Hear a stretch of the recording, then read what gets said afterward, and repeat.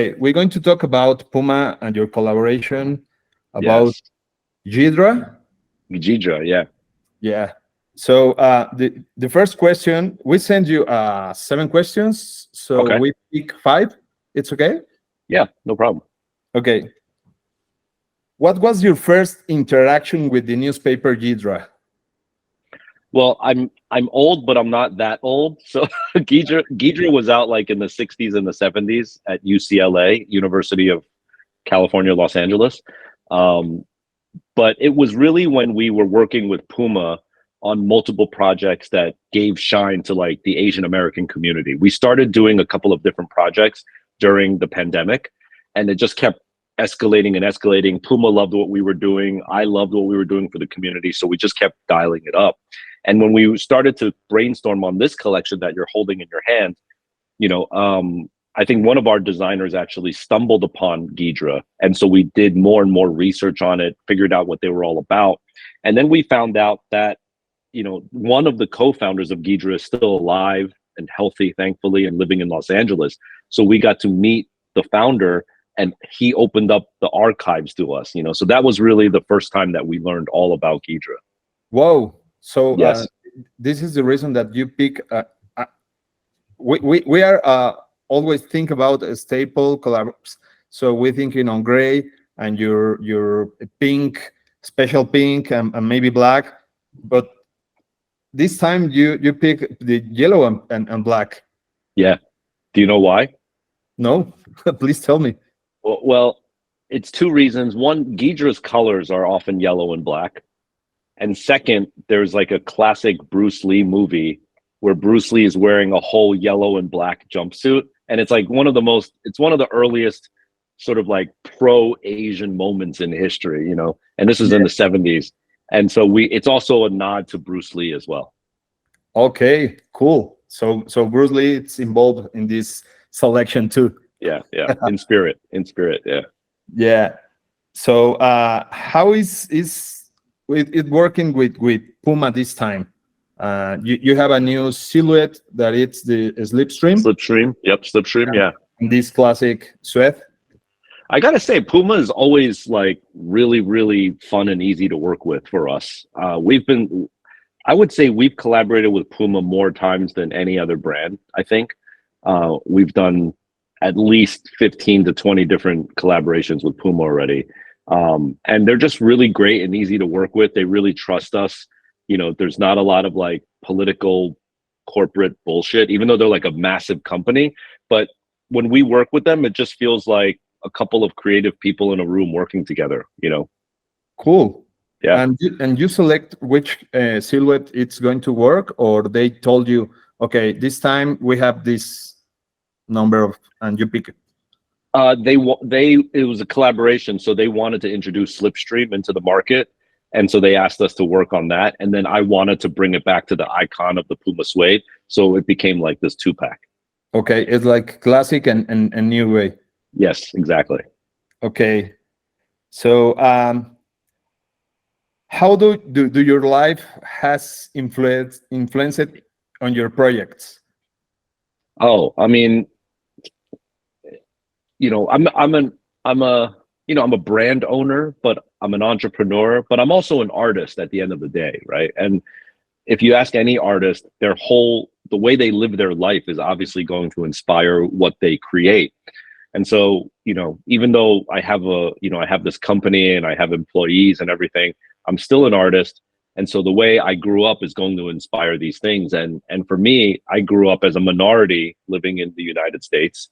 You know, I grew up as a kid, you know, from age 0 to 18, I grew up in New Jersey, which was a very like predominantly white society. Like there was almost no minorities in New Jersey where I grew up. And so I grew up like understanding very early what racism meant, you know, like because I was a victim of racism on many different levels, sometimes microscopically and small, like, you know, some kids would call it like, oh, we're just making fun of him, or it's just little, like, you know, Yeah. little things, right? But if that happens every day, it like fucks you up, you know? And then sometimes it would be very major. Like I would get into fights about it and stuff, you know? So like it would Really? get big. Yeah. Oh yeah. Yeah.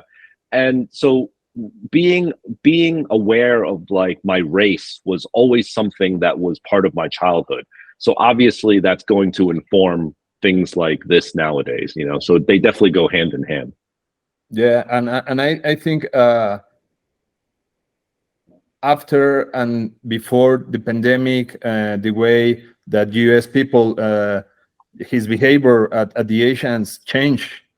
Yeah. Or at Mexico, we watch it at the news. Is that we watch that the American people was change his behavior against the Asians, and they don't Yeah. ask in your country. They just look at you and say, Yeah. "Hey, get out here."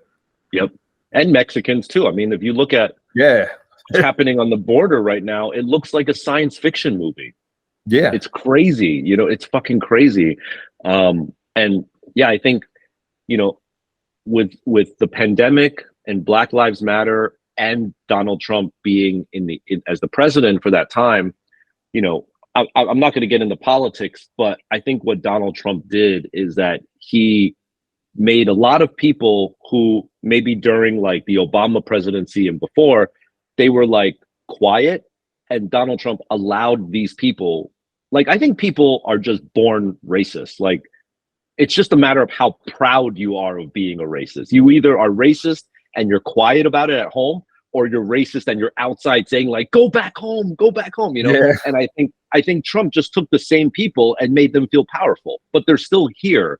And in many ways, I kind of strangely appreciate Trump for that, because if you're racist, I want to know that you're racist. I'm cool. Like, if you want to hate people, like, be proud of it. I want to know. I don't want you hiding. I want you in yeah, the light. You know what I mean? So that's kind of like the weird philosophy that I have around it.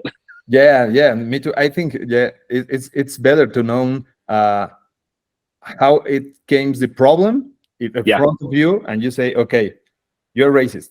I know how Yes. to deal with you. But Yes. if you be quiet, I don't know if you're going to give me a knife on my back. So Right. Right. I might accidentally be your partner or do business with you. I don't want to do that. Like, I'd yeah, rather know that you're racist, you know? Yeah. yeah. So you was talking about Bruce Lee, and proudly, and he was maybe the first big star movie at Hollywood, Asian. We know Jackie Chan, but maybe the Jackie Chan Yeah. movies don't screening on US until 80s maybe or 90s. Yeah. So who are your Asian American role models? Wow. Now, I mean, it's such a great era because there's so many, you know, like I've got over here, like I've got a statue of Shang-Chi. I don't know if you know Yeah, the Marvel character, you know, like it's pretty dope actually. Let me show it to you. I'll just bring it over here. But like, look at this guy. it's Got amazing. the 10 rings on and everything, you know. So like it's great that I have like, you know, even as an older person now, I have these role models. But imagine now if you're a teenager and you're Asian growing up, like, you know, everything from like Bobby Hundreds to like Ruiji to, you know, and then you've got like Murakami and Nigo and Hiroshi Fujiwara, like the legends of street and sneaker culture. A lot of them are Asian, you know, like I'll throw Yeah, my name in there too. You know, I'm part of that conversation. So like it's really cool because when I grew up, it was like Ralph Lauren, Tommy Hilfiger. That's pretty much it. You know, there. yeah, I mean, and then you look at the high fashion side, like Alexander Wang, Philip Lim, like you know, such great talents. Anna Sui, you know, like Vera Wang. It's just like we have so many heroes to look up to. So I think it's really important because people need to be able to see that like somebody that looks like me has made it, and so now that dream that seems so impossible can actually become a reality. okay, that's cool. So Yeah. now I think that now the people all around the world, mostly the brands has inspired by the Asian ideas, Hmm. and now they believe on the creativity of the Asian people. So they are losing just the focus on Paris or Italy, no, or Belgium. Yeah. So at the big brands now, Nigo is it's the best Yeah. example.